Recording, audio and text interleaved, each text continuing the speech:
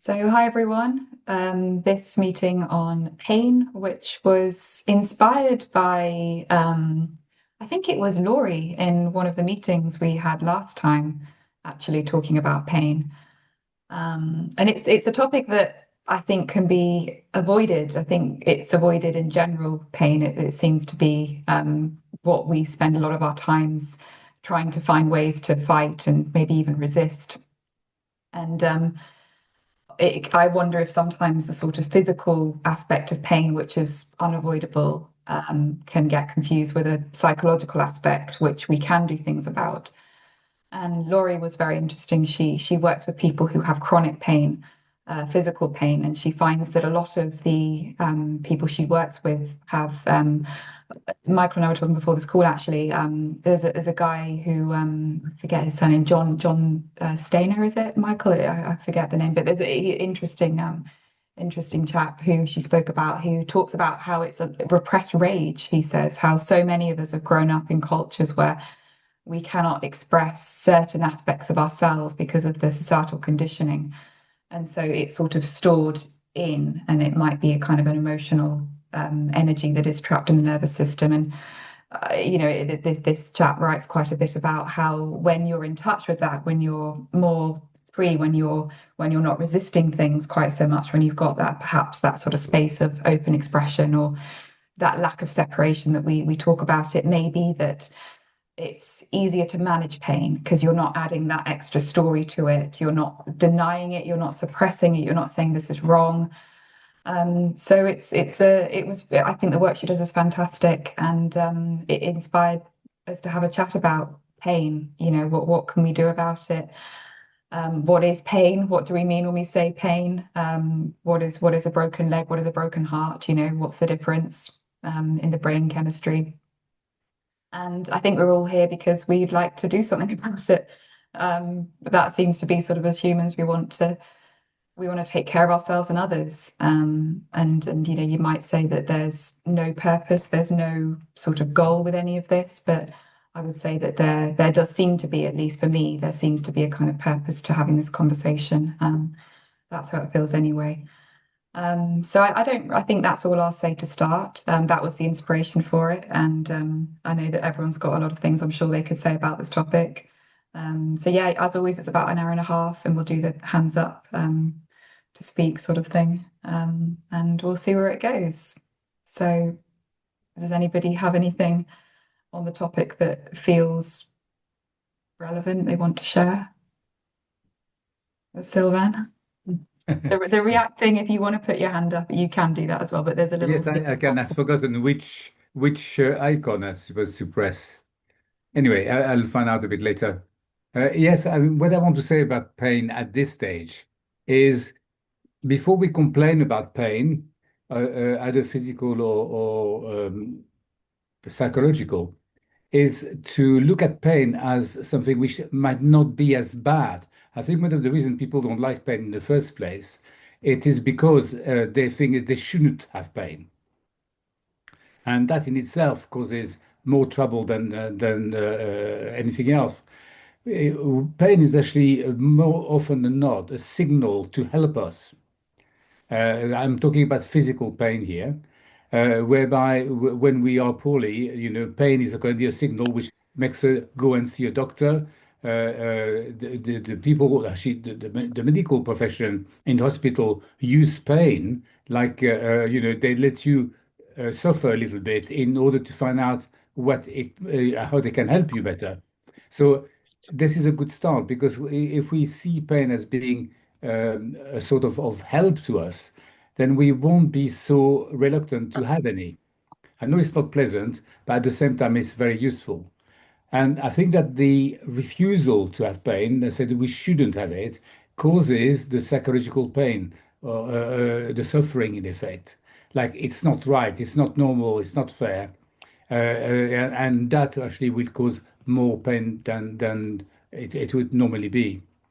So that's all I want to say at this stage. I do know about pain because I've had quite a bit of pain in my life. So I might come back again a bit later, but that's okay for now. Yeah, I think it's so much about the story, isn't it? That we you can sort of see it as something life's out to get you, or it's something that has happened that's bad. And if you change the narrative and you say, actually, I can learn and grow from this, then it maybe doesn't seem quite so bad. So just switching the mindset a little bit, I guess. Tony, you have your hand up. Yeah, yeah. When I first saw the title, I immediately thought of Eckhart Tolle. I don't know if you, the pain body. You know the reference, do you? Oh, Yeah, okay. yeah, yeah. So Eckhart Tolle, actually he took that phrase from his teacher Barry Long, an Australian, who he passed way back in 2003. But that was for a time his teacher. So that came from Barry Long. So he defined the pain body as an accumulation of emotional stress and trauma and emotional, yeah, sort of like accumulation of negativity, which would be triggered in certain circumstances. And so Eckhart's solution, bringing it into the non-dual realm, was to dissolve the pain body by being with the emotion, by not identifying with it, but witnessing this emotional anxiety or stress, to dissolve it. And I don't know if that's what you were thinking about, but if in this discussion, the nature of pain, psychological pain, and the dissolution of it should really go together. Yeah, that's exactly Anyway, what I was just a that's exactly what I was thinking, Tony. It's you mm, keep shifting around the screen. It's I think if you sit with something for long enough, in the Course of Miracles, I think they say what's real can't be threatened, what's unreal doesn't exist. You sort of stay with it and you find what's actually really going on, and a lot of it is the pain body, which isn't real. I think that's sort of I think he says. It's not real. It's the ego as well. I never know kind of the difference of the pain body and the ego, but to me it seems like it's the same sort of thing. It's the sort of story that we tell ourselves about who we are, that people become yeah, identified. it's the same principle. It's the same principle as self-inquiry because you're using the emotion that comes up as the object Mm. that you want to let go of. Mm. So it's the same principle as self-inquiry, where self-inquiry is the I sense that you're scrutinizing and letting go of. Here you're using a particular emotion that arises as that object that you want to let go of, that you want to transcend. Really interesting, I think, because emotions can also be what's the sort of fake emotion and what's a genuine emotion, but that's maybe one to discuss another time. Sorry, Rowena, you and Dave, I think you had your hand up too. Yeah, just carrying on what Tony was saying, and sort of what I'm experiencing at the moment is my British upbringing, plus my genetics there was huge like repression of anger and also some fear. And so there's this, and it's very interesting. I mean, I don't even refer to it as pain. I mean, I could if I got into a story or some sort of suffering, then it comes down like, self-hatred and all that can appear if I would want it to. But mostly it's like what's in the body and finding just sensations that really are so deeply trapped somehow down my back and whatever that can Mm. end up in a sort of almost retching because it can't go any further, and saying, oh, that's just the curiosity, and saying okay, and then this sort of more releasing, and then a little while later something else comes, and it has become more of a, I don't really inquire, is there a me or an I, but it is like you can call it shadow work, but it's not even, it's not really, because it's so known that I can see sort of the holding out. It's like the breath cycle is stuck on the exhale, and it's like I feel like I'm holding back. There's been a holding back of emotion, like pushing against a wall. When you make effort, you don't breathe in, you're breathing out when you're doing effort. And so it's like the stuckness, and it's like, wow, this is really interesting, and just following it as it presents. Yeah, I think you're so brave, Arena. I mean, the shadow work, like I totally can connect to that as well, because you've almost got to be prepared for anything that comes. You can't go into it saying, "Oh, it's a bit of sadness is okay. Joy would be nice." You've sort of got to be prepared for that, rage, that sort of primal emotion that so many of us repress, because when you have a tantrum as a toddler, you're told it's bad, and it's so raw, it's so strong, that emotion, and you can't. If you're going to do this work, you're going to have to be okay with anything, and it's not about. And I think you kind of have these visual images of it, and you imagine that something terrible is going to happen, but it's a physical sensation. We're so good at telling ourselves stories, and I think that's the brain's way of tricking us into not feeling it, because we might Yeah, I mean, I imagine think it's something. sort of like really young child not being able to cope with sensations, and then it makes a story that has then grows, and you think that you're going to explode in a million pieces like in a cartoon or something, but of course, it's Yeah, nonsense. it's like the child's emotion with the adult's Yeah, rational brain. yeah. Yeah, but you can do it. It's absolutely possible to do it as an adult. So I think Oh, well, it's the we only all tap to a possibility, different because degree. you Yeah. can only do it. It's here. Whatever's here and now is what is here and now. I mean, there might be a story, but you don't need a story to know if there's sensations in the body that can be welcomed. And the fact that it's here means it is manageable. I've always believed that anyway. So yeah, it's having the courage, I guess. But what choice do we have, as you say, Dave? Hi, how are you? uh, I I'm sorry, two Daves. oh, this Hello. 2 days. Sorry. And Dave's got his hand up, but nice to meet you. No, no, Hi. no. Hi, you too. Um, Hi, I Dave. might just take a minute to just settle into. I just came in a bit late, so I'll just settle into what's going on before I really Yeah, contribute. lovely to Lovely have to you. meet you, Yeah, everyone. lovely to have you. Dave Prothero. Dave Prothero, yeah. Hi. Um, it's a little bit off topic, but the feeling that I get when somebody says, "Okay, Dave Prothero, say something," it reminds me of when I was first learning to fly, and I've only just done the radio course. And the very first time I used the radio, I called up whatever airfield it was that I was going to, and they called me back, and in proper radio terminology, basically they asked me what I wanted, which meant that I had to say something. And I can remember being startled and thinking, oh shit. And everything that I'd learned went out the window, and I spluttered and didn't know what the hell to say. And I could hear the guy on the other end of the radio, he thought it was very funny. And when you, Claire, say, "Oh yeah, Dave, say something," my first feeling is exactly that same one. It's like, oh shit, I've got to say something. What the hell should I say? So here I am saying it. I wrote myself down a few notes actually, because I thought it might it might center my mind a bit better. Firstly, I think you mentioned, Claire, something about a non-dual take on pain. I'm not saying that there's no such thing. I'm sure there is, but I'm not quite sure what that could be or what form it could take. The other thing, of course, is that you use the phrase pain body, which is something coined by Eckhart Tolle. And I know of him. I've never listened to any of the stuff that he said.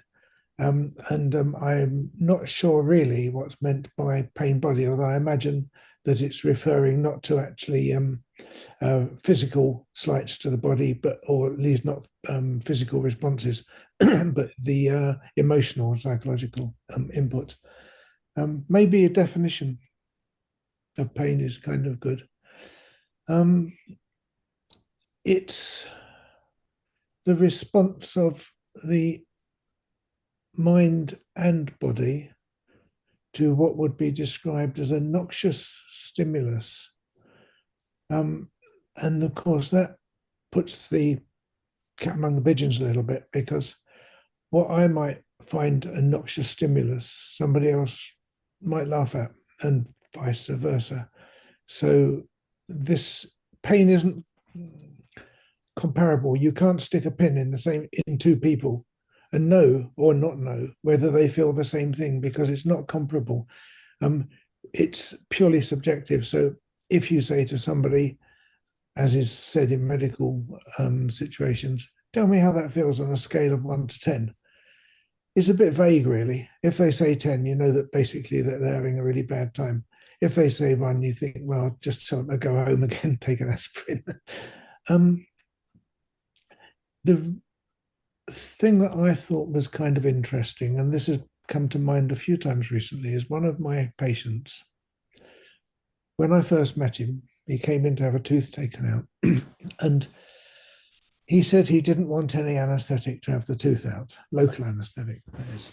And of course, usually that's said by these muscle-bound guys with no neck and covered in tattoos.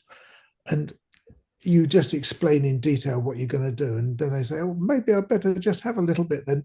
And of course, myself and Ruth, who we were working together, looked at each other over his head and raised our eyebrows. It's like, oh, we got one of these. And so to try him out, I shoved whatever dental instrument I'd got in my hand up between his gum and his tooth that we were taking out.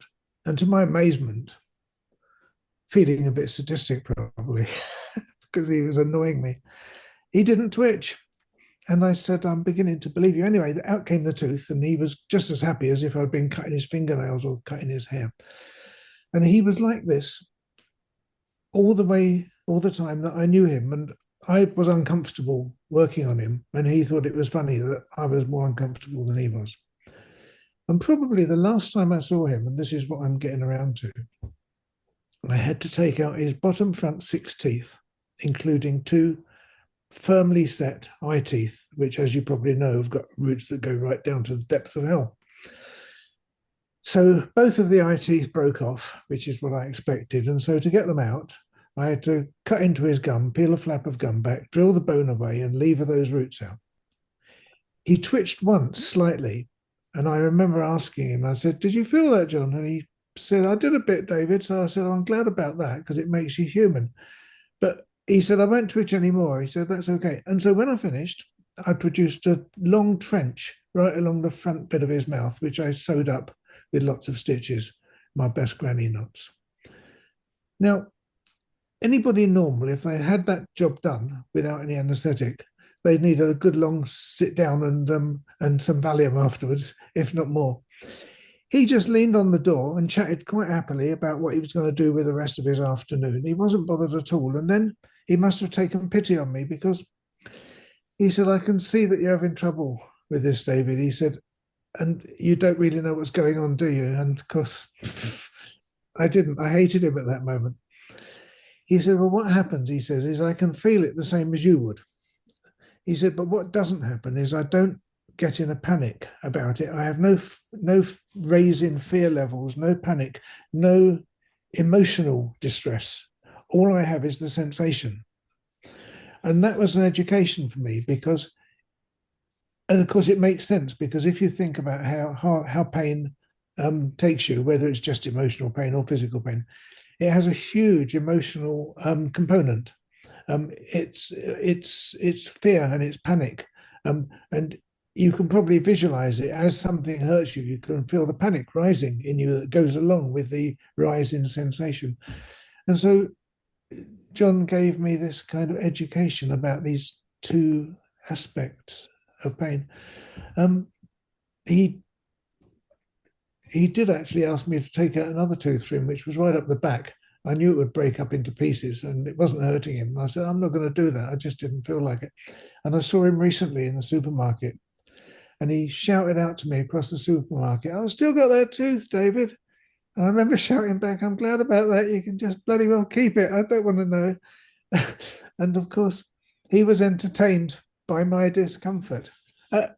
It was such an education. Pain is,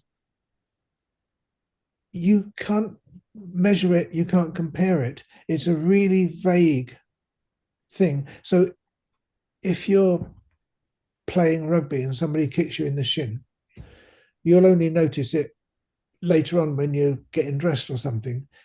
If somebody says on the count of 3, I'm going to kick you in the shin, and they do so, that kick will hurt like hell right there and then at the time. And so it does depend on other inputs.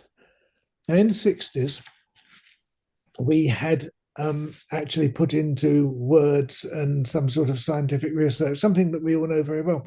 You know, if your ear hurts and you pinch your hand, your ear won't hurt so much because you're feeling the pinch on your hand. And it was described in detail, boring detail, by a couple of guys called Wall and Melzack, who wrote a book which they entitled Pain.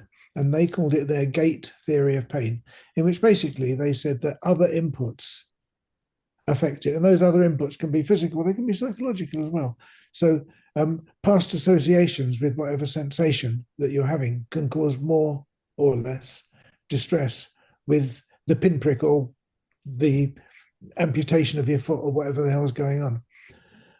And they even elucidated a neurological diagram to account for it, which is of no interest to me and no interest to you lot either. And apart from anything else, I can't even remember it. I couldn't reproduce it. But I just remember the book, and it gave a very scientific neurological explanation of this idea of other inputs.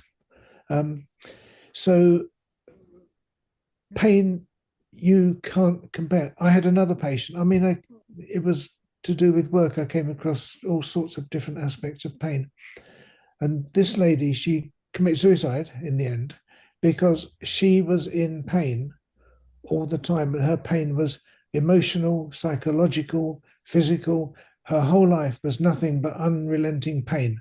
And she would give me a list of all the heavy duty painkillers that she'd take. And I learned about some that I'd never even heard of before. She was taking the whole flipping lot. And she was an absolute nightmare to deal with in any way at all. I remember doing a crown for her, and she came back and complained because the crown weighed too much. It was too heavy. Well, that's bloody ridiculous. But she was in permanent pain. And when I heard that she topped herself, I was quite relieved because I thought, thank God for that. That's where she needed to go with that. So how could you describe or account for somebody whose pain is like that? So to go back to what I said at the start, I'm not quite sure what's meant by pain body. And if it's slightly idealistic, I mean, I'm with my take on it, considering what I used to do, is my take on it is fairly mechanical, I suppose. And I can't imagine that a psychological approach to it, or approach that was addressing one's emotional responses, is going to make an awful lot of difference to your response when somebody sticks a pin in you.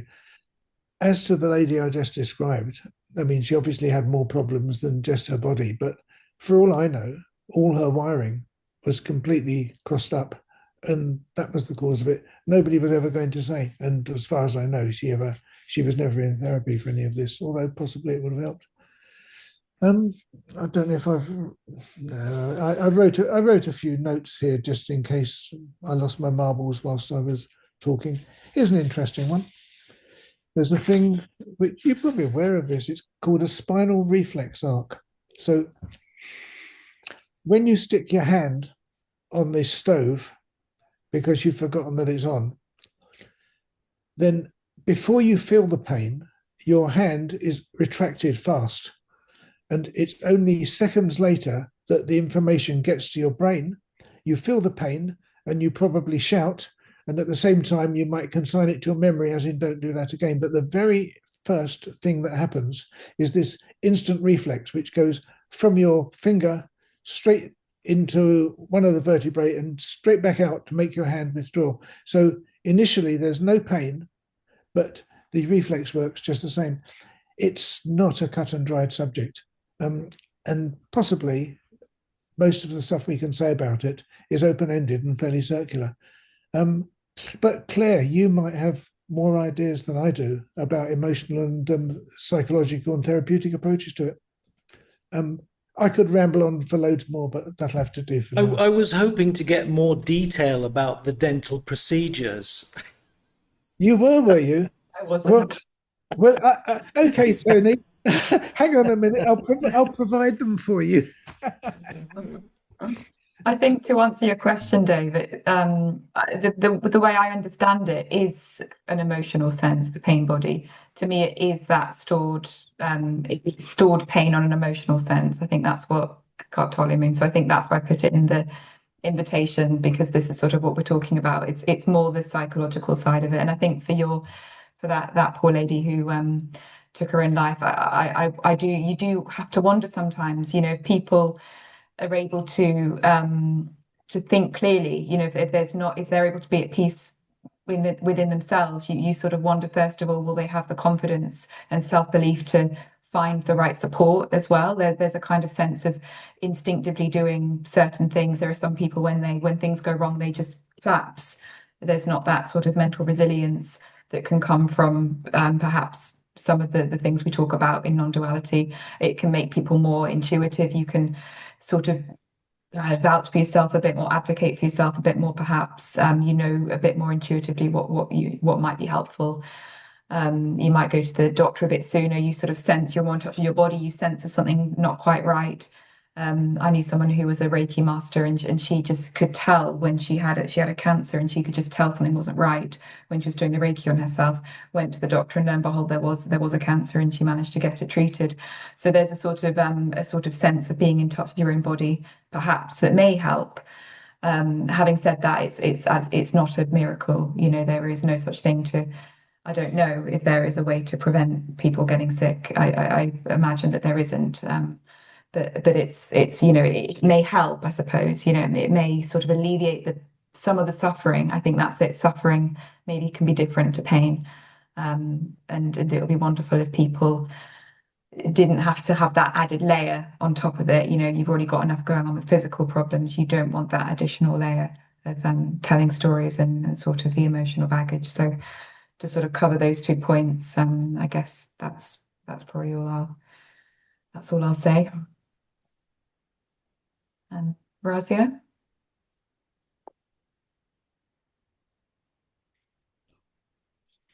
Hi everyone. Well, when we look at the pain itself, probably we're referring to two types of pain. There is that subtle pain of an energetic body, which doesn't seem to flow. It like contracts, and certain times there's an expansion, and we feel that. And then there is actual pain, like you're getting poked with a pen and stuff like that. So these contractions or subtle pains that we feel actually can be like confuse us, because sometimes we have these pains and we think that there is something like it's a real pain, like your heart pains, and then you'll say, "Oh, am I having a heart attack?" But in the meantime, it's a contraction, really, So we have to be careful of that. Now, when we get to Tolle, Eckhart Tolle, he spoke about the pain body. And actually, it's very much Advaita. When you speak about the pain body, you're referring to the past, actually, and the moon channel. And so it's all our memories and stuff like that, and how our memories are blocking us from being in the now, like we're forever thinking about our past all the time. And then you get the egoic self that he talks about, which is like very futuristic. He's talking about the future now, all the time. I mean, your body, you are thinking about your future. There's some of us who are like stuck in thinking about the past and bringing up the past. and some of us who are forever thinking about the future. Like, that's what he meant. And then obviously there's that balance point when you're supposed to be in the now, the power of now, the present moment. So yeah, that's basically Toller's thing, that he talks about these three channels, which is I mean, what Advaita does. They talk about the past and the present and the future. Yeah, and yeah, when it comes to pain, yeah, we can't distinguish now between what is actual pain and what is other pain. But like sometimes you can, I mean, it's been proved that there are people who can feel the pain of others, and like empaths and stuff. So it's like empathy has been proved, that you can feel someone else's pain. And then in that instance, you're going to take that pain and make it your own. You don't know, because you can't know if it's your pain or if it's someone else's pain. So, yeah, there are things like that too when it comes to pain. But yeah, so thanks. I like how you I like I like how you said we're supposed to be in the now. We're getting it wrong. That's who we're supposed to be. April. I don't know if you guys have heard of Byron Katie and her process called the work. So for me, I've been doing that since 2000, and so I've been doing it for 25 years. But um, I just recently eliminated a lot of mental suffering, spiritual pain in this one session I did with, myself. That because of like my childhood and dysfunction and all of that stuff, alcoholism in my primary caregiver.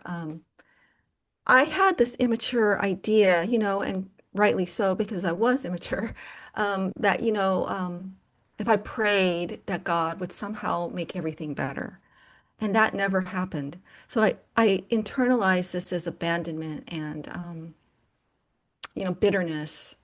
And as I grew older, I often still defaulted to, well, when am I going to be rescued? Like constantly in the back of my mind. And so like I wanted God to be this person, right? That just came into my life and just was like this, okay, let me tell you how it is. Let me talk to you about it all. Because I'm super, super like mental and intellectual. Like I have to like know all the details. But like that never happened. And so I did the work recently on, God didn't help me in regards to childhood. I just really wanted to get into this dynamic more. And by the time I worked through the questions, and there's just four. Is it true? And then, yeah, it's true. Can you absolutely know it's true? I can't because I don't know how God works really. Um, then number three, how do you react when you believe this thought? And so that's, I'm angry, I'm bitter, I'm resentful. I hate God, I hate my life. Shame, it just all the things, all the feels. And then number four, who would you be without this thought? So you're in that same exact situation. It helps to be specific, but I was doing a blanket childhood, but it actually works better when you're more specific. But nonetheless, I'm like, okay, without that thought, I can see my childhood as good and bad. It's like the overarching theme of abandonment isn't there anymore. It's just it was good, it was bad. It was a lot of bad, some good, but it's like it's just more manageable. Like I get that. I understand it's not going to be perfect, and it wasn't. Then the turnarounds. So what's the turnaround? There's three. So God did help me. That's the turnaround. It's possible. And then, that's just has to be said. And that just changes the dynamic of the mind immediately because the mind was so set on one belief. Now suddenly I'm realizing it could be. What are some particulars? Okay, well, I did have people in my life that did help me, grandparents or some caregiver here or there. And even all those weird men that my mom would bring into her life, like even they at some point cared about the kids, like more than she did. And that was a blessing, just to see that that was even possible. That was something. And but the thing that really got me was the turnaround where, I didn't help me. And I realized that I never helped me because I just wasn't able to see how shut down I was getting. Maybe as a kid, I couldn't do much about that. But as I got older, I didn't let myself feel my own power. I kept waiting for God to do it, some buddy, some partner, some mentor, just some epiphany. Why didn't even an epiphany happen? And I feel like all these things, in a sense, were being pulled back, like divine intelligence wasn't letting any of that happen because I was constantly giving my power away.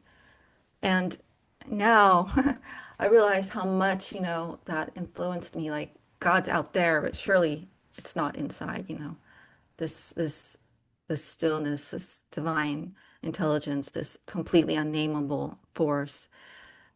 And in doing the work and really sitting with it, and there's, a couple of other turnarounds, but I just alleviated myself of like decades and decades of this intense separation. Because whenever they say, well, go in, feel this connection inside, or feel this greater self, or feel this isness, I couldn't. Like I had no idea. I mean, intellectually, I get it. I know what you're saying, but I can't feel it at all. And I think it was because I was just so constantly disconnected from that inner power and that inner isness. Like I could never be in the I am. I don't understand the I am. I hate Nisargadatta for saying the I am, but I'm starting to now finally,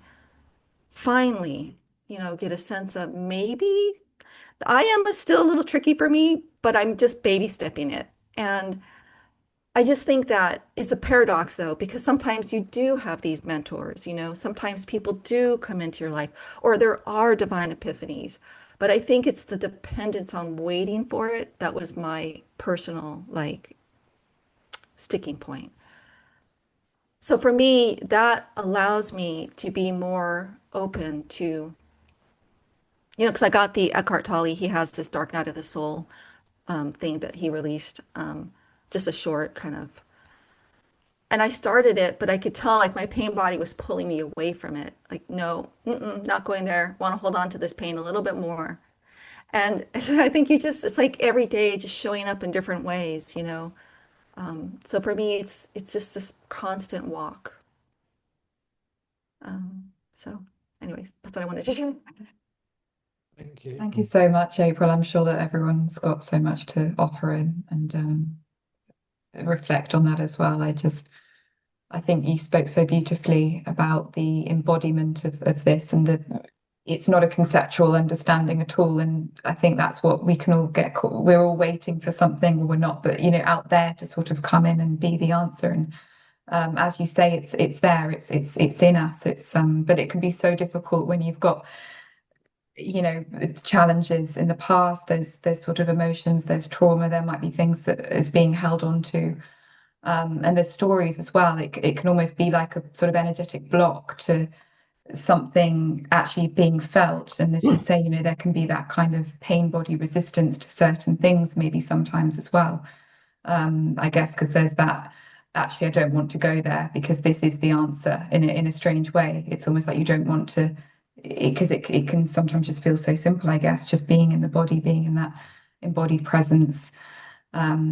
It's as Rowena was saying, it's sort of the shadow work. It's that actually being with it, being with the emotions, being with the feeling. And yeah, I can just completely understand that. And it is a sort of walk, and it is a bit by bit, and it's like a sort of sinking more into the body, more into awareness, more into what's physically here, what's actually present, and then noticing that it's not overwhelming and that the story, you're still present even without the story. It doesn't mean that you need it necessarily. Yeah, I just think it's all different for everybody, isn't it? There's no kind of one right way. And I think it's such a shame in our culture that we have this idea that it's going to come from someone else. And actually, it's a shame that it doesn't, because it should come from our parents. We should really have all had parents who were able to hold us and to give this to us and to love us.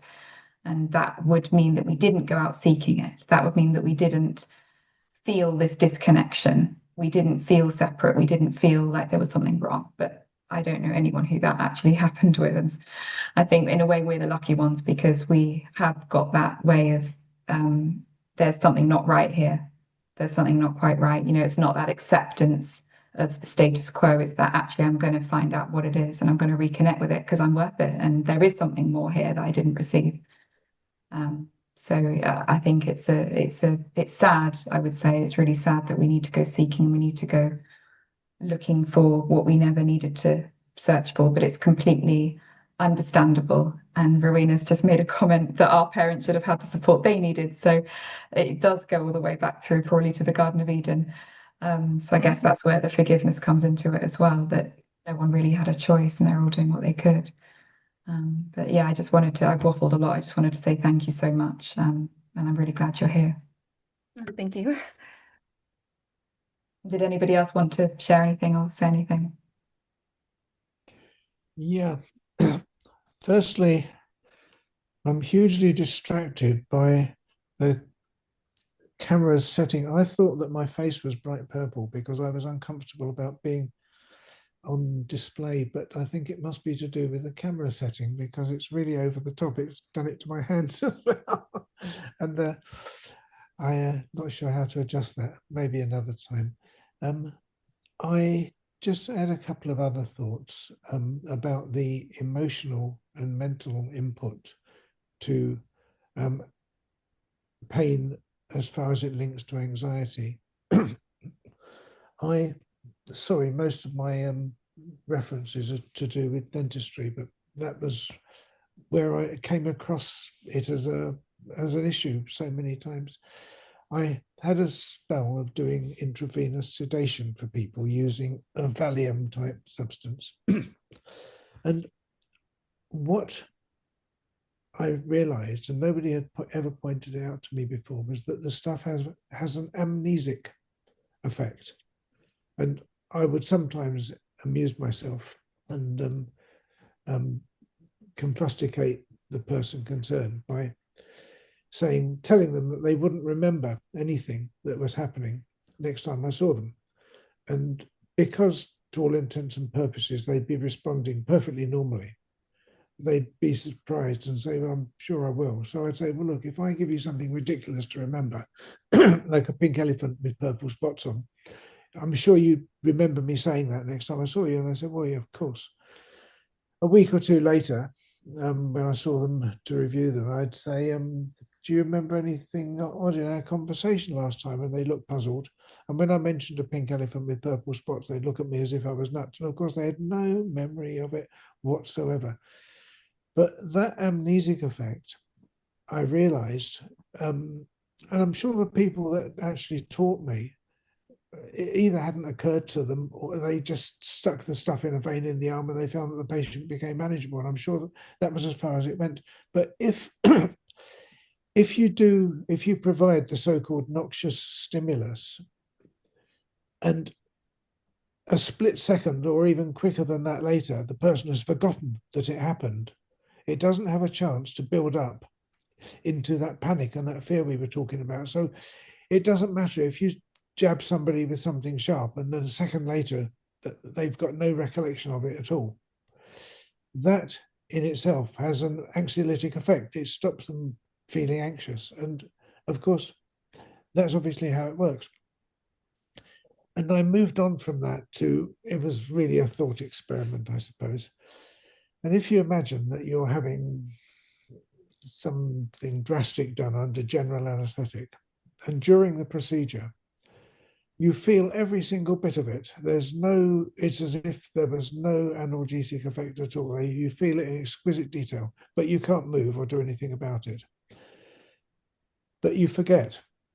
And after you so-called come round, you have no recollection that the whole thing was felt in exquisite detail. And it begs the question, was that cruel? Was that painful at all? Was that an unpleasant experience? I mean, that particular thought experiment has got no way of resolving itself, obviously. There's no neurologist, surgeon, or anybody in the world that's going to give you an answer to that. But again, it gives another viewpoint and another view into this thing that we call pain. People imagine that it's very cut and dried, and they'll talk to you about it in those terms. And it's not so cut and dried as that. And people deal with various surgical procedures under hypnosis, for example, and nothing's been done to them physiologically at all to alter the pain process, but something's been done to them psychologically to alter their perception of it. Again, my take on it is kind of mechanical and probably a bit basic, because that was how it was for me dealing with other people for so long. One's own pain is probably a lot harder to say anything sensible about. I don't think. I mean, all of us could relate all sorts of episodes of pain of one sort and another, and you can magnify it. You can say, "Oh, it was dreadful. I couldn't walk, and I couldn't eat my dinner, and I couldn't do it. And I did. It was such a dreadful. I didn't know what to do with myself." And of course, I used to hear that on a regular basis by the people that came to see me, and so even doing the pain scale thing on a scale of 1 to 10, how would you describe it? Or saying, would you describe it as dull, as searing, as heavy or sharp, or all the different characteristics? But people are never really able to give you a sensible answer. And I think as far as your own pain is concerned, you're the very last person to be able to give a sensible answer. You're too close to it. That's all I can think of to say. That's just what was disturbing me to put my hand up. Thanks, Dave. Michael.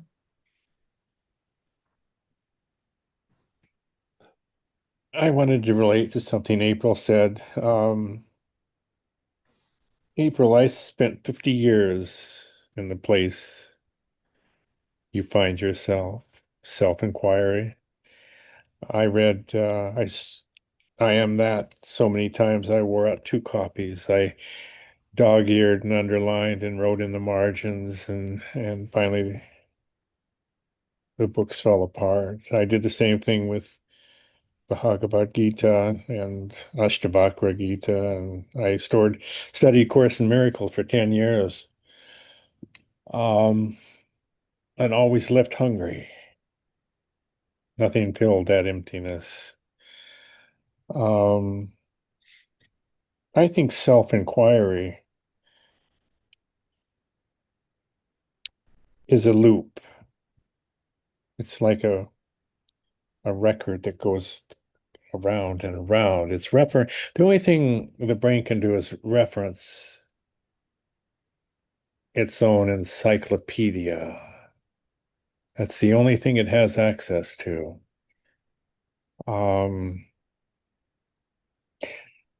No one knows what's happening. Nisargadatta had no idea what was going on. He knows no more than you, or knew no more than you do right now. Nothing can be known about our condition.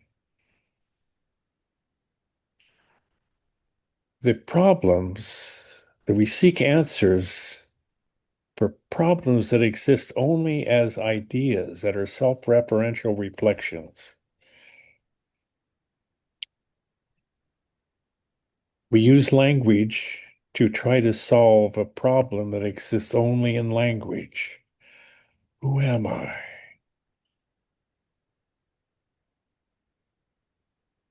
There's no I. There's no self. It doesn't exist.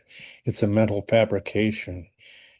It's a hall of mirrors, a hologram that exists only in the company of others.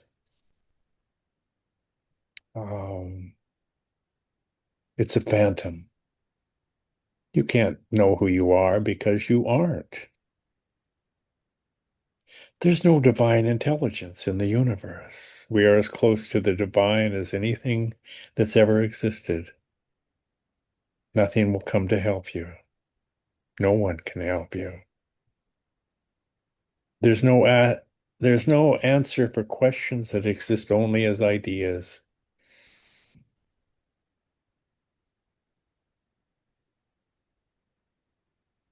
I don't know about pain. I've had my share. Everyone does. To me, it opens the heart. When we have pain, it opens our heart to the suffering of humanity. I have a trick for pain. I go, there was a willow pond in Wyoming, and I'd ride my horse to the center of it. It was quiet and beautiful. And I'd lay on my horse, lay back, and watch the clouds. And I can go there when I am experiencing pain. It's a trick I've learned, but I don't know how it works. I don't care. I think life can be so easy when whatever it is lets go and says, I have no idea. The universe is far more complex than we can imagine. We'll never understand anything. We don't know what water is. Gravity or electricity, we don't know what they are. We measure them. We don't know what they are. No one does or ever will. We have names. That's all we have. So nice to see you here. Mm. Rowena.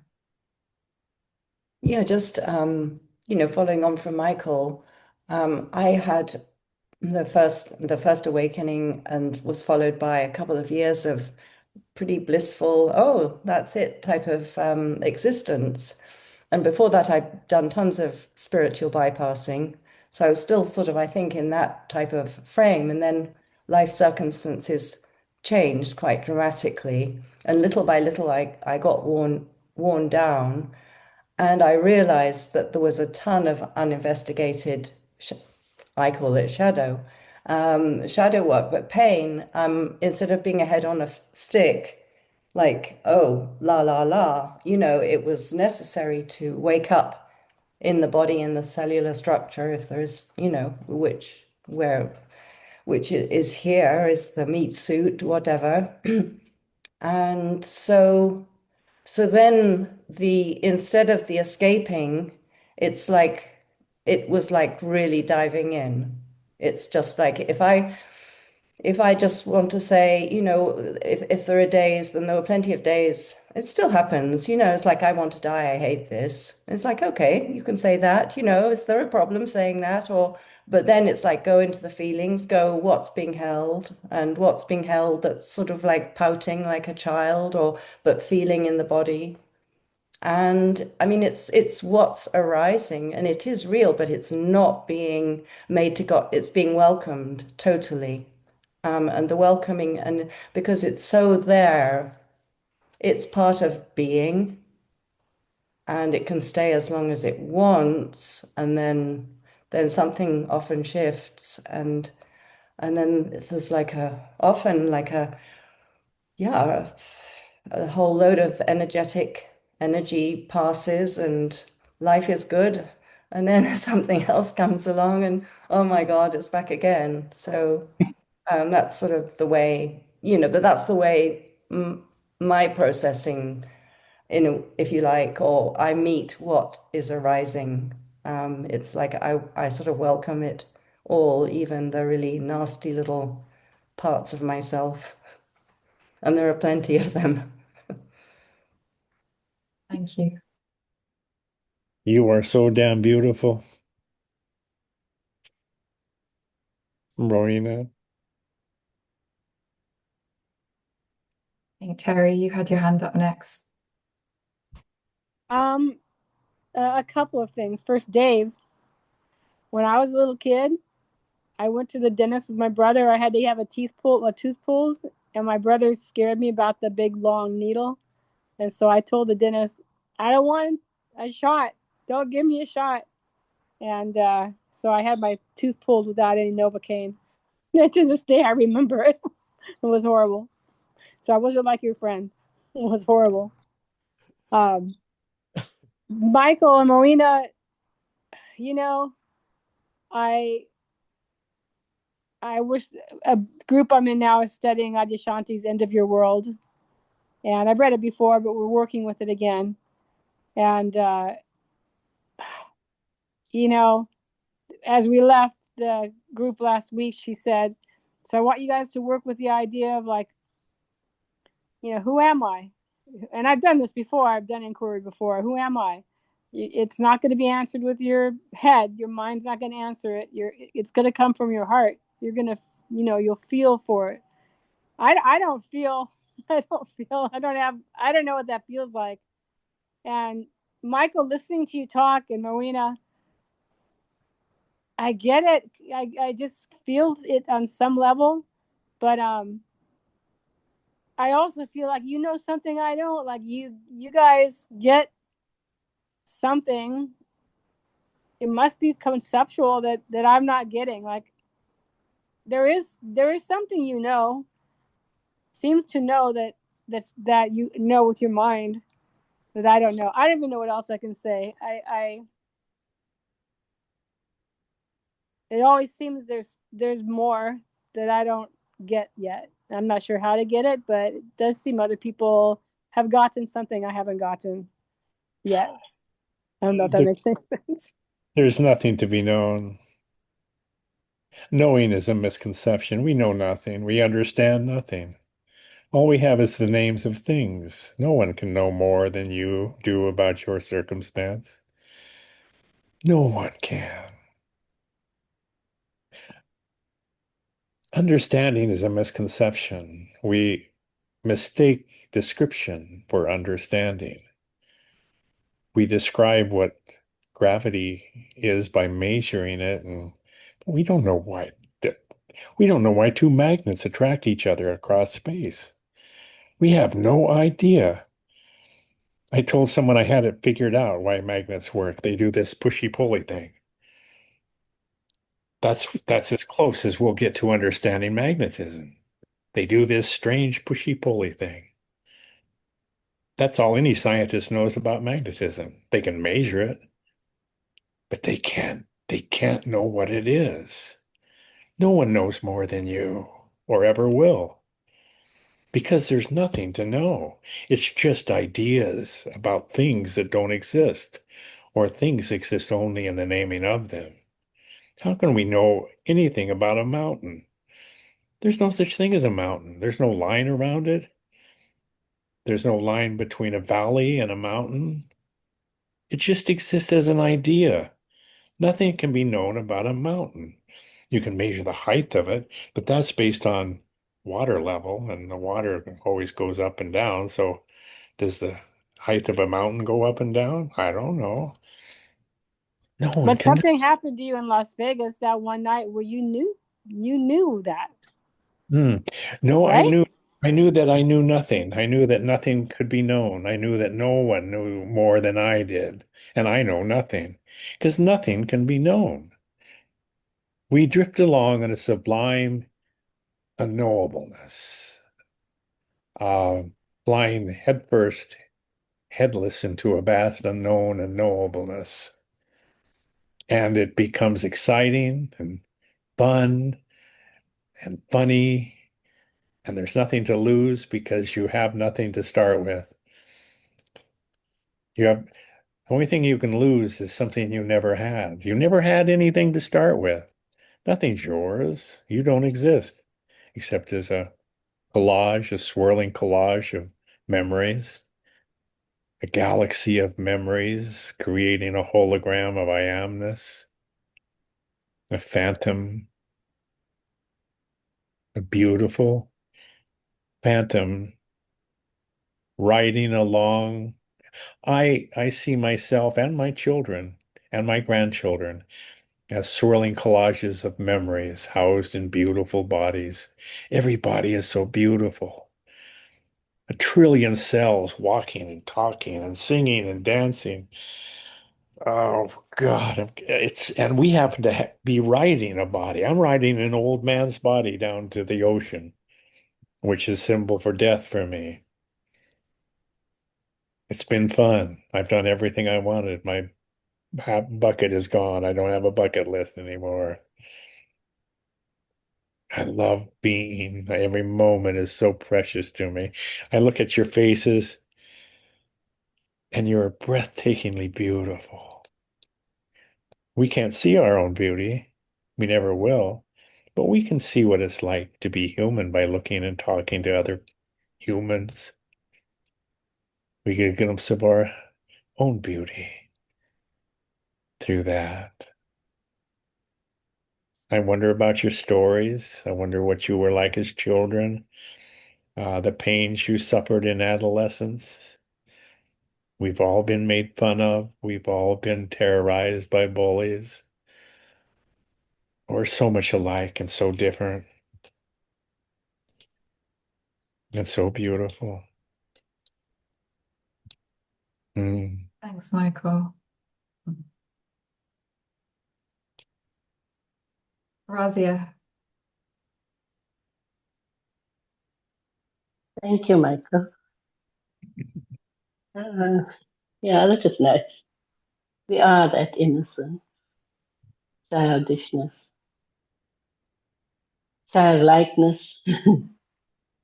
And I think also it's nice to explore different methods of pain relief, you know.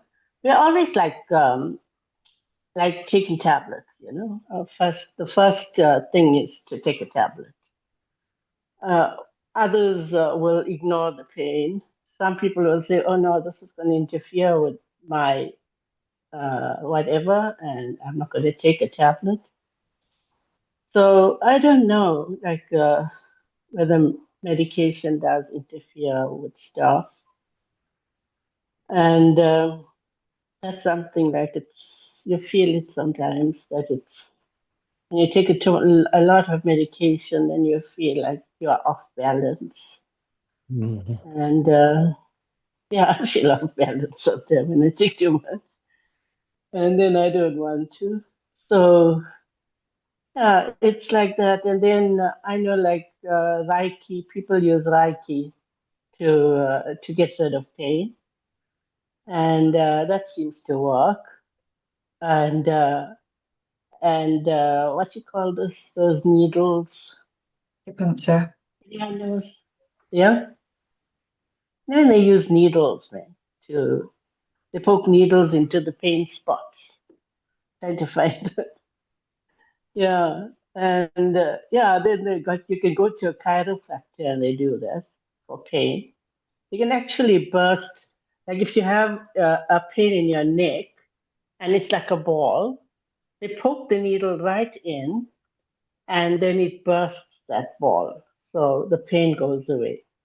So yeah, they're becoming like there's so many ways like to get rid of pain rather than even like just massaging your body. You can move the pain, you know. So yeah, that's a good thing to look at alternative ways of getting rid of pain. Thank you. Thanks, Razia. I think Tony had his hand up next. Oh yeah, it was acupuncture. You're on mute, Tony. Yeah, I'm more interested in the subject of psychological pain than I am of physical pain because I don't really have much to say about that.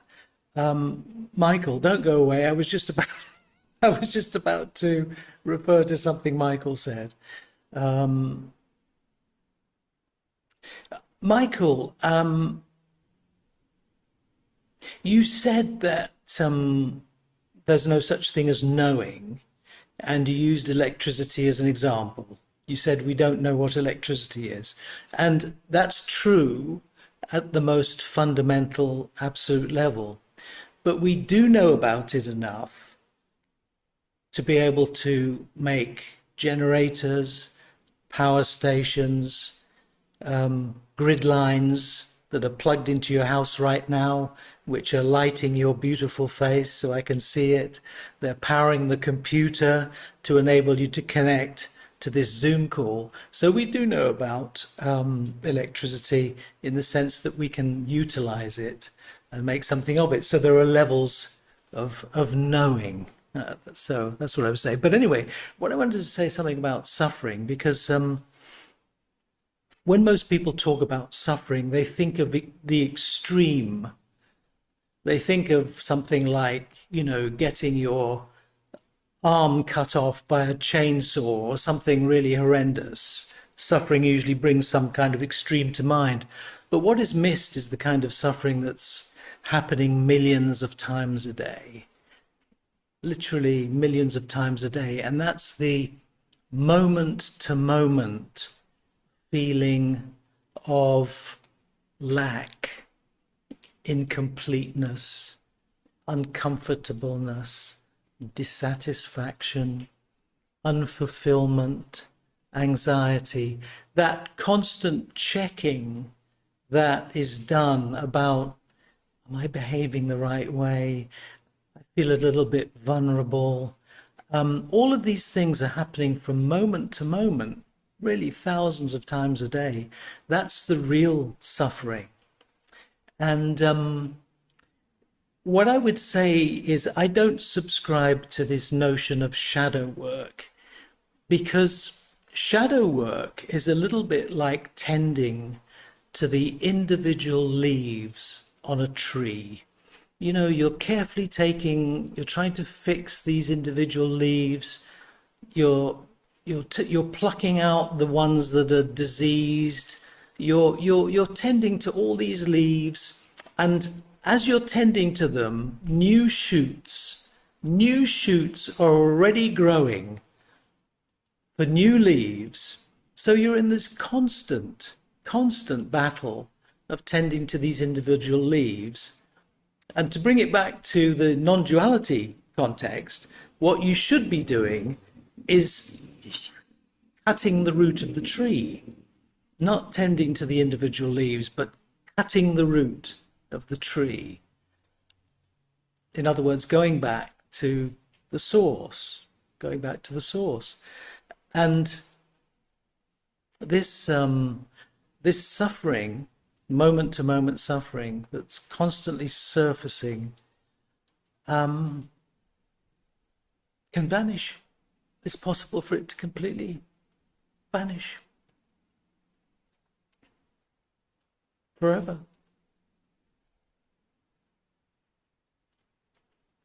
The end. Thanks, Tony.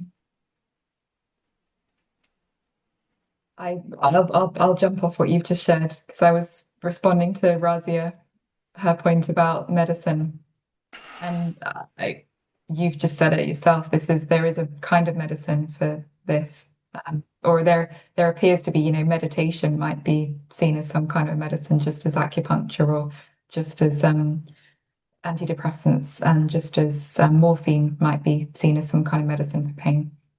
So I just thought it just sparked a thought about how there is a sort of way when we talk about pain, we talk about pain management. There is a way to manage pain, even if it's psychological pain. There is still a way that we have come across as humans to manage that.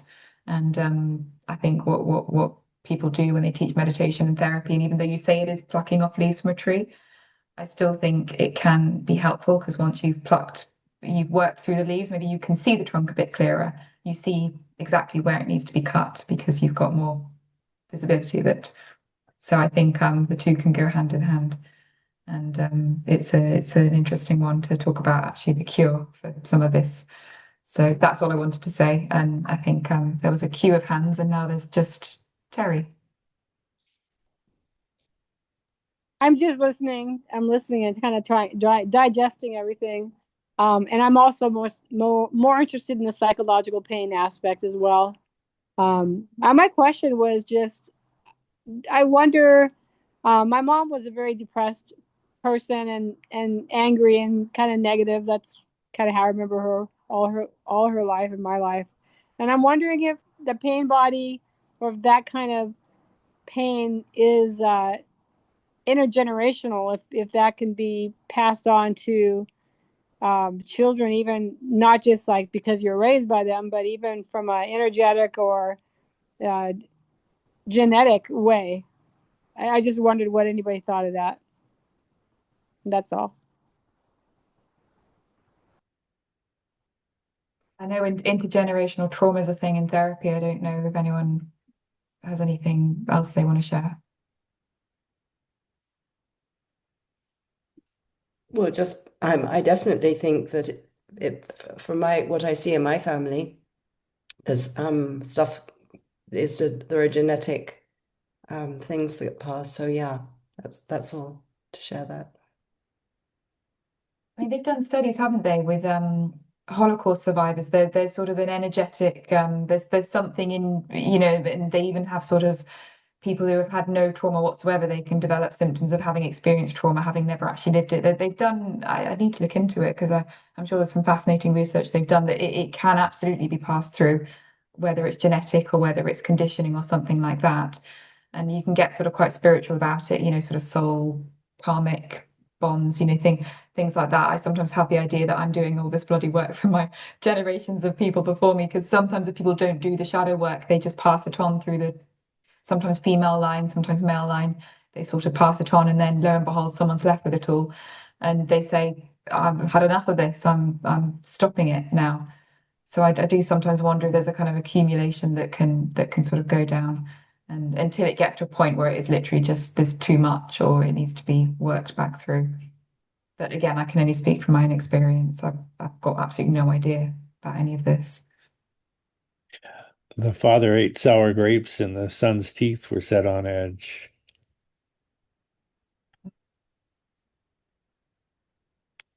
Hmm. So Sylvain, that I'm sorry, we were saying Well, the same thing, Michael. I've been listening very carefully to what was being said this evening, and what I'm surprised of is that there is no real reference to physical pain. Apart from Dave, who actually understand a lot more about pain because he's been dealing with it as a professional. Um, what strikes me is that the subject really of tonight is what in France we called la peine de vivre, the mal de vivre, the pain of living. So that is actually something which is really in your soul. It's not in your body at all. Well, it is in your body because it's in your mind, of course, which is hopefully in your body. And I find that very interesting because it's not something I'm suffering from now. I might have at some point in my life, but so I can't probably understand what it is. But I'm very surprised. For me, in my own search when I had problems, is the fact that actually, like your body, if you got a pain in your soul, it's because there's something wrong in your soul, and it needs to be addressed like a physical problem would be in your body. Hmm. Uh, um, and I remember clearly scratching my head because I was seeing actually a therapist at the time, and we didn't make any progress at all. I was rabbiting on session after session, and thinking, what on earth is this about? I mean, I'm not getting any feedback, any sort of recommendation, any advice to solve my issue. But eventually, I had to work it out by myself. And I did ask my therapist, look, you are the specialist here. How can you tell, when I'm well? Because I was like at a GP. If I've got a problem with my body, you give me pills or whatever, you'll know what I have, and therefore you will prescribe something to make me feel better. And I was expecting the same thing from the therapist. And she said, well, I don't know. I can't tell you when your mind is actually healthy. So I had to work this one out for myself, and eventually I did. And my conclusion was actually a healthy mind is a silent mind. When I stopped talking to myself, like if there were two people in my head, or maybe more at the time, when that sound stopped, I felt so much better, and actually that solved my issues. So I think that there might be something to looking to, when your mind is actually not leaving you in peace, that there may be something in there, a blockage somewhere, which needs to be addressed. And apart from that, physical pain is a bit the same because recently, or about a year ago, I had a new hip put in. It went very well, but when actually during the surgery, they don't actually give you a total anesthetic. They actually give you an epidural, which is just stopping any pain in your lower body. And what they do with the rest, if you want to, because you don't want to be awake for 2 or 3 hours while they are cutting your bones and changing your hip, they give you a sedative so you can actually sleep. But when you went back in the bed afterwards, I felt great. And the strange effect is that the top of my body was totally awake, and the bottom of my body had disappeared altogether. It's like being cut in two. And so it was quite fun. It was a quite interesting experience until the bottom part of my body started to wake up. And then I was at absolutely atrocious pain. And because of the anesthesia, I couldn't move at all. And that I started panicking. So the pain and the fact I couldn't move and do anything about myself, I called the nurse and said, "Can I have some painkillers because I'm really in pain?" She said, "No, you've had as much as you're going to get." And I was left here saying, "Gosh, if there was a fire or if something happens, I can't move. I can't have anything more to calm my pain. This is a terrible thing." And I really suffered until I said, "Well, there's nothing you can do, mate. You're just there in your bed. Whether you suffer or not, nobody cares. And if anything happens, you can't move. So you can as well accept it." So certainly I did do that. And believe it or not, it becomes far less painful than it was before. I just accepted that would be the way. And after all, it should get better because I was after the surgery, not before. And it did actually work very well in my favor. And I started dosing a bit, and eventually the pain subsided, and I was okay. Anyway, I'm getting on. That's all I've got to say. Thanks, Laura. Michael, you had your hand up. You've no. I forgot what I was going to say. Happens. I was going to ask Dave if you had anything you wanted to contribute. No pressure whatsoever. I just wanted to include you if you wanted to share before we Thank you, finish. Claire. I don't know how to. I don't do Zoom, so I don't know how to put my little yellow hand up. So Oh, I I'm just so, oh, I'm sorry. that's okay. Um, it's really nice to be here. I've been watching these for months, and I organized some time off work so I could just do a meeting today, and it's been really lovely to be here as a participant. Um, I had a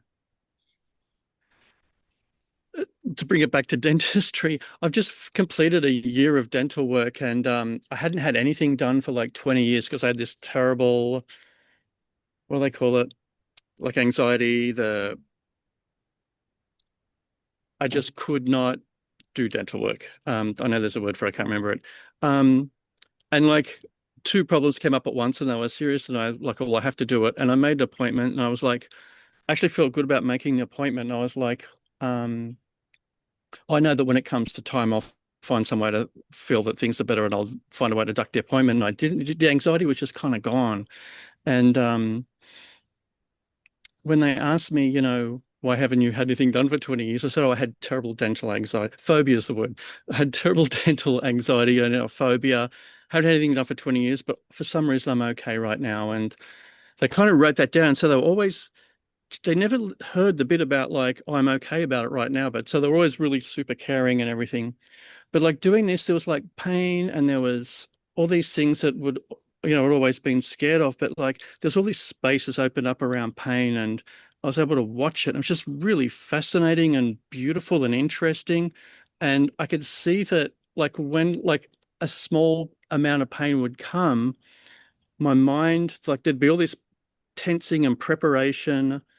And it was like about 100 times, the response is about 100 times more than it was necessary considering the pain that was involved. And so I just had this space to watch it all. It was really interesting how much of it was all this mental conditioning that I'd always had. And then there was like I had a couple of like more intense procedures over the year, and they would go to put these dental dams in my mouth to, I don't know why, but they just felt like it was necessary. And my body, like one I had an extreme reaction where my body just sat upright in the chair. I had like assistants everywhere all around me. My body just sat up. I was like, hell no, was I putting this thing in my mouth? And I was like, oh, I'm okay. You just need to. It was just like I was completely not identified with what was going on in the body. And so I was just like watching it, and it was really clear to me that it wasn't about dentistry or teeth or pain, like in that moment. It was about like this intense bodily fear of suffocation. And I know just a few people have mentioned about like emotional pain and the conditioning and the things that we carry. And um, I know, it's just like it was it was kind of intense going through all of that, but it was just a really beautiful experience to have an entirely different relationship with pain. And my main pain through life has been anxiety, and so much of that has dropped away in the last few years. I don't work on my anxiety at all. It's just things are just unwinding over the last few years. And it was really interesting that it wasn't like, oh, I don't have that now. It was like I got into the situation and realized, oh, I don't have it now. It was just like my dental phobia somewhere along the line just dissolved, and all these things sort of are just dissolving and unwinding. And I know it's interesting to me because I've spent so much of my life tensing against possible pain or future pain or um, things that may happen. And if something is happening, about the worse outcomes that I'm imagining rather than what's my actual experience in the moment. And I think it was like I don't know if it's the first time in my life it's happened, but it's the most intense uh, experience of that, of just, oh, this is entirely different to how I've always kind of been with pain, and this relationship is so much has just fallen away, and it's just a totally different space. Um, yeah.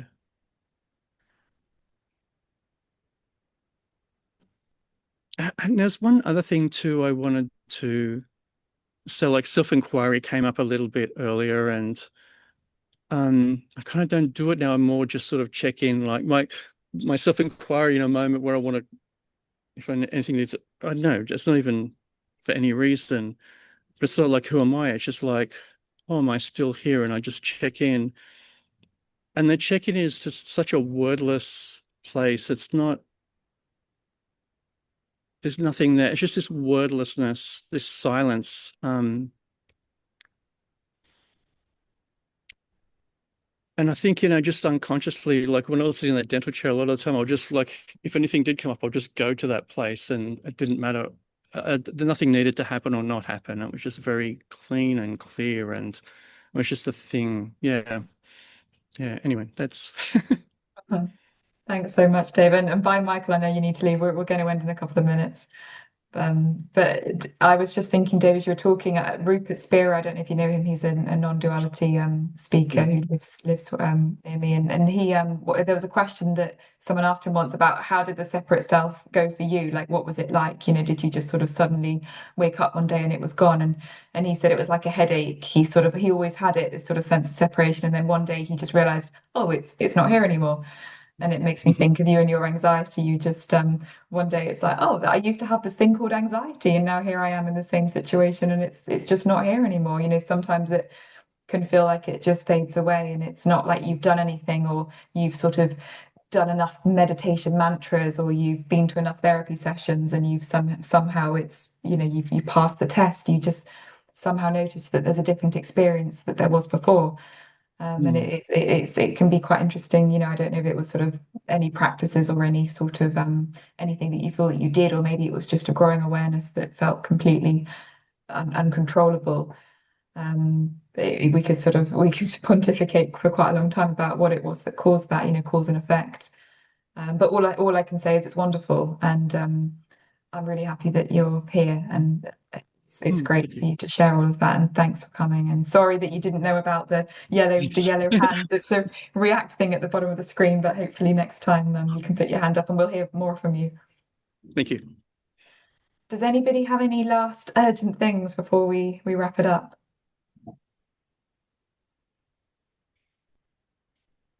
No. Oh, well, thank you so much, everyone. It's wonderful as always, and we'll do the next one hopefully soon. Lots of love. Thanks, Claire. Bye. Thank you. Thank you for hosting this. Bye, everybody. Lovely to meet you, April, too. Take care.